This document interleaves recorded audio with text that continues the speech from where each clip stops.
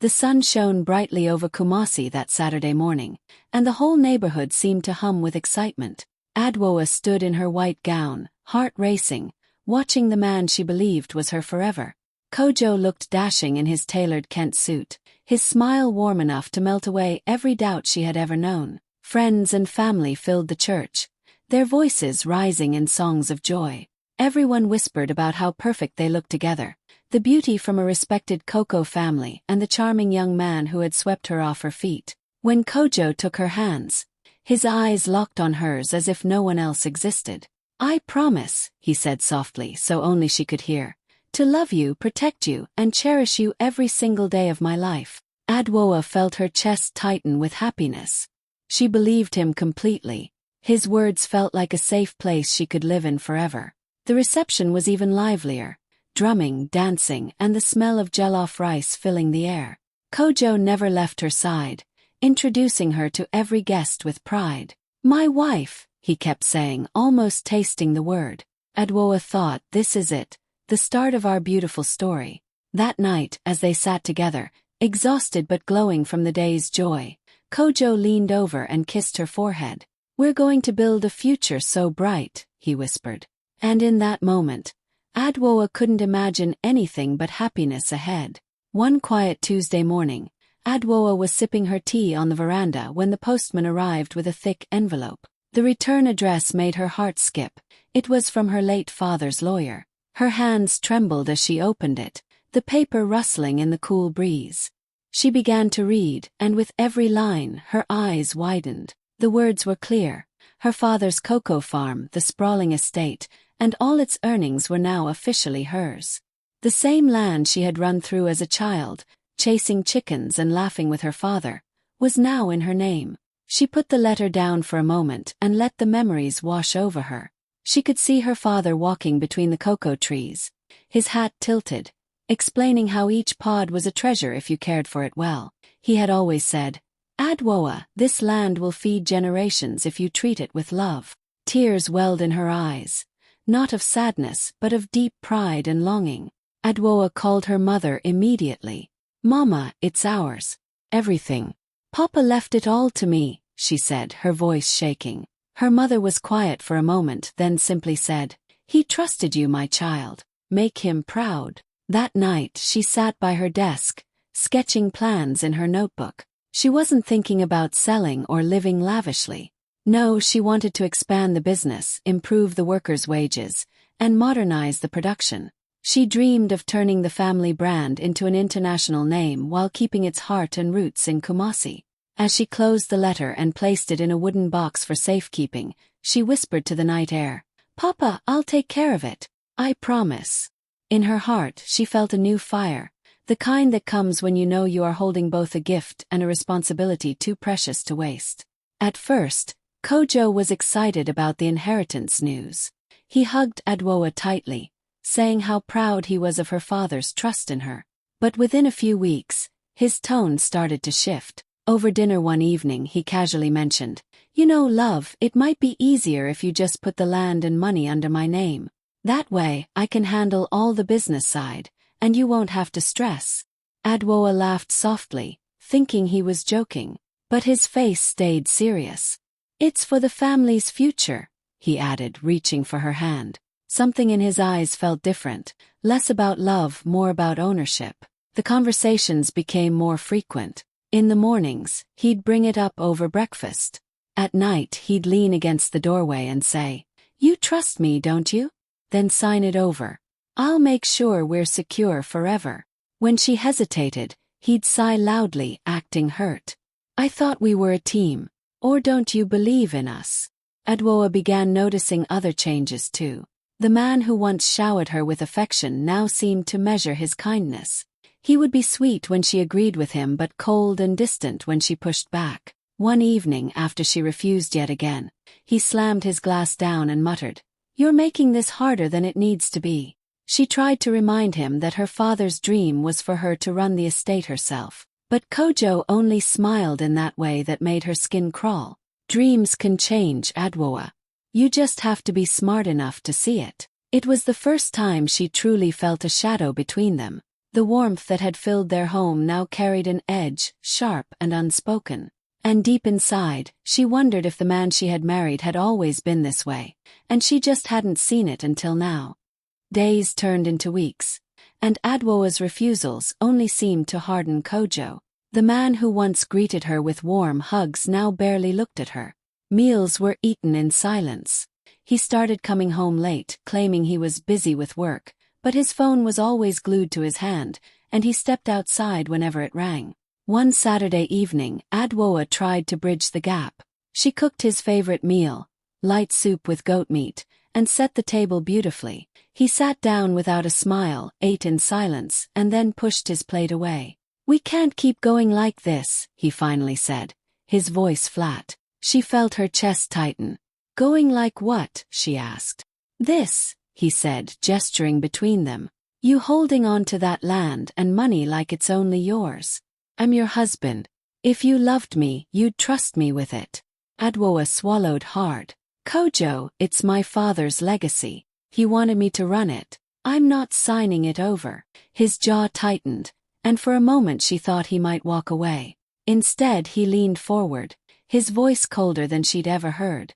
"Then here it is. Either you put it all in my name so we can build our future together, or you watch this marriage fall apart." The words hit her like a slap. She stared at him, searching for the man she married, but all she saw was someone who saw her inheritance as a prize to claim. That night, she lay in bed while Kojo slept soundly beside her, as if nothing had happened. Her mind replayed his ultimatum over and over. She realized it wasn't just about the money or the land. It was about control, and he was ready to break their marriage to get it. A quiet sadness settled over her, but beneath it, something else began to grow. A steely resolve. If he wanted a fight for her father's legacy, she was ready to give him one. Adoa woke up the next morning with her mind made up. Kojo's ultimatum still echoed in her ears, but instead of breaking her, it had lit a fire inside her. She knew she couldn't confront him head-on, not yet. If she was going to protect her father's legacy, she would have to be careful, quiet, and smart. She called Amma, her childhood friend, the one person she trusted with her deepest secrets. They met at a small cafe tucked away from the busy streets of Kumasi. Over steaming cups of tea, Adoa poured her heart out, the inheritance, Kojo's pressure, the ultimatum. Amma listened without interrupting, her eyes narrowing as the story unfolded. "You can't give him that land, Adoa," Amma said firmly. "You need someone who knows the law inside and out." That same week, Amma introduced her to Mr. Mensah, a respected business lawyer known for being sharp and discreet. Sitting in his quiet office, Adoa explained everything again, leaving nothing out. Mr. Mensah leaned back in his chair, tapping a pen against his desk. "If you want to keep control, we'll need to make sure your ownership is legally protected in ways he can't touch, even if you're married." Over the next few weeks, Adoa worked in secret. While Kojo thought she was busy with regular errands, she was actually signing documents, restructuring ownership rights, and setting up plans for something bigger, her own cocoa export company. She kept every paper locked in a box hidden away from their home. At night, lying beside Kojo, she would smile faintly to herself. He thought she was quiet because she was giving in. But in truth, every silence was part of her plan. Every nod, every soft "we'll see," was a way to keep him calm until the time was right. She had been heartbroken by what her marriage had turned into, but she refused to let heartbreak make her weak. This wasn't just about her anymore.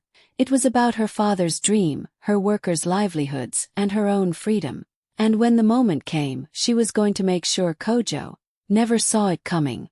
The evening was warm, the air filled with the smell of grilled tilapia and spices. Kojo's family had gathered at his uncle's big house, the long dining table covered with steaming bowls of fufu, soups, and roasted plantains. Everyone was in high spirits, laughing, talking, and clinking glasses. Kojo sat beside Adoa, his arm casually draped around her chair, looking more confident than she had seen him in weeks. She knew why. He believed tonight was the night she would announce that the land and inheritance were being transferred to him. She had let him believe that, dropping small hints here and there, keeping her true plan hidden like gold. Halfway through the meal, Kojo's uncle tapped his glass. Adoa, my dear, I hear you have some important news for the family. All eyes turned to her. Kojo gave her a small nod, his smile smug, already tasting his victory. Adoa stood slowly, her hands resting lightly on the back of her chair. Her heart thudded in her chest, but her voice was steady. Yes, I do have news, she began, scanning the room. As you all know, my father left me the cocoa farm and estate. I have spent the past weeks deciding how best to honor his memory and secure our future. Kojo's smile widened. That's why, she continued, pausing just long enough for suspense, I'm proud to announce the launch of Adoa Cocoa Exports, my own international cocoa company. I will be the sole owner, and we already have our first shipment scheduled. The room went silent. Kojo's hand slipped off her chair. His face froze, confusion flashing into anger. She smiled gently, as if she hadn't just dropped a bomb. This business will create jobs, expand the farm, and carry my father's name into the world. I'm grateful for everyone's support as I take this step. Kojo's fork clattered against his plate. His mother shifted uncomfortably. Kojo's uncle raised his eyebrows but said nothing. Adoa sat down calmly, her heart racing but her face serene. Kojo leaned toward her, his voice low and tight. What did you just do? Adoa picked up her fork, meeting his glare with a calm smile. I secured the future, just not the one you imagined. The car ride home from the family dinner was icy cold. Kojo didn't even start the engine at first. He just sat there, gripping the steering wheel, his jaw tight. Then, without looking at her, he said, You humiliated me in front of my family. Adoa kept her eyes on the passing streetlights outside. I told the truth, she replied quietly. He let out a bitter laugh. The truth. You went behind my back. You betrayed me, Adoa. After everything I've done for you. The days that followed were a storm. Kojo moved through the house like a stranger, slamming doors, making sharp comments, and telling anyone who would listen that she had disrespected him as a man. Word spread quickly, and whispers reached her from neighbors, friends, even some relatives. But something else happened too. The media caught wind of her announcement.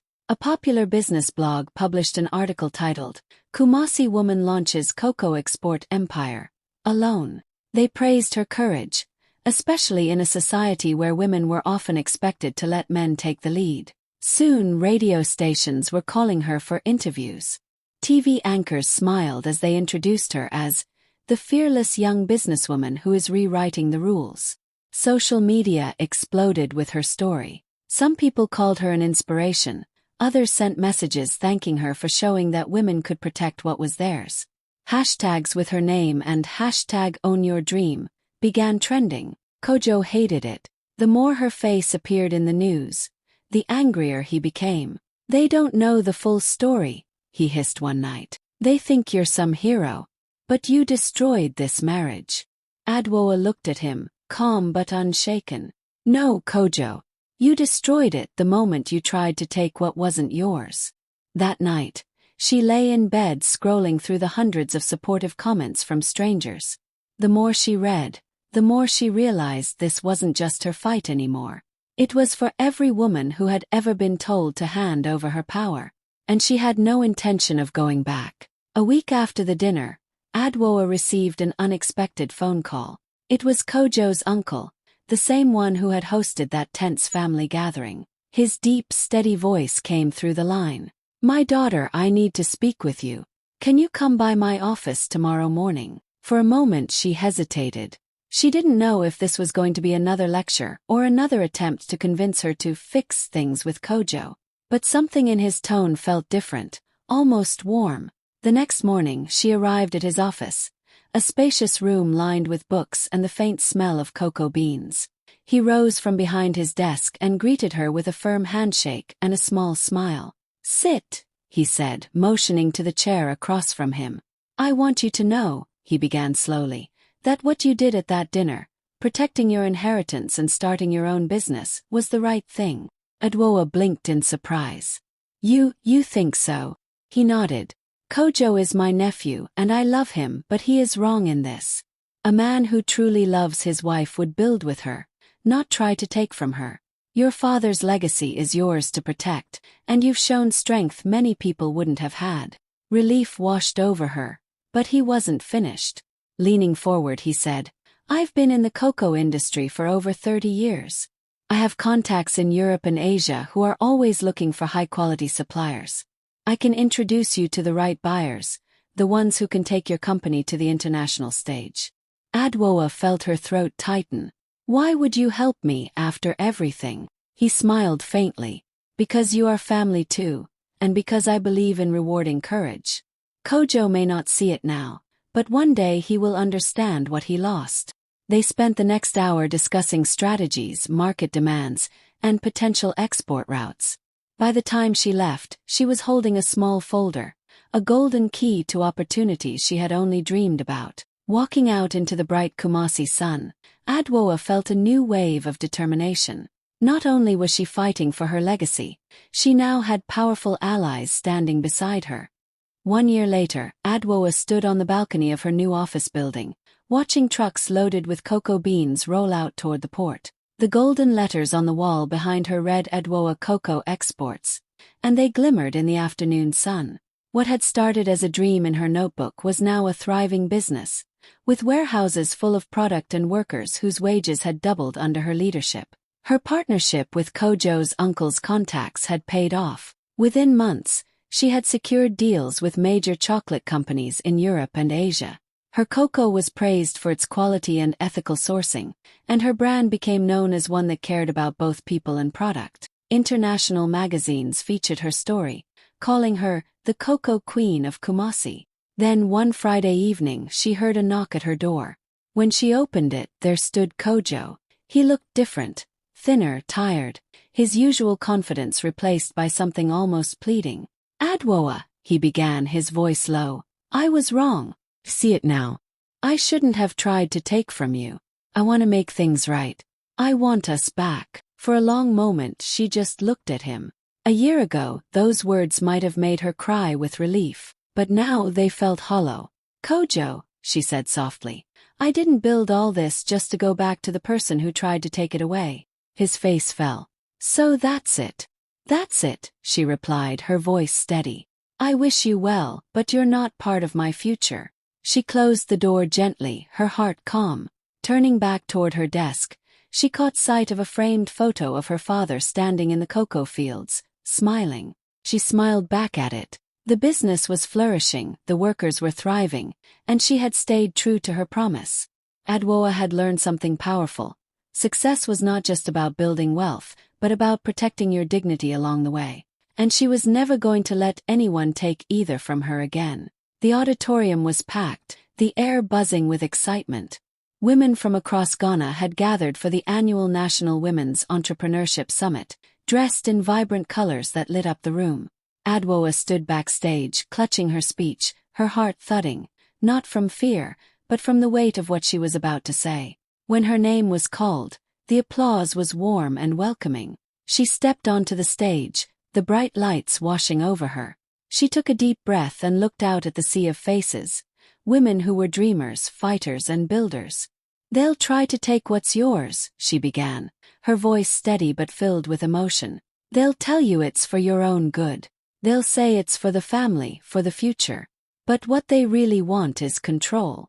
She paused, letting the words sink in. And they will keep trying, until you show them you are not theirs to control. The room went silent, every pair of eyes locked on her. She told them about her father's legacy, the inheritance, the pressure, and the betrayal. She spoke of the fear she felt, and the courage it took to fight back. This isn't just my story, she said, her voice rising. It's the story of every woman who has been told she's not enough to lead, to own, to decide for herself. But I'm here to tell you, you are enough, and you must protect what is yours. When she stepped back from the microphone, the audience erupted in applause, some women standing, clapping, even wiping away tears. In that moment, Adoa knew her journey had become something bigger, a spark that could light the fire in others.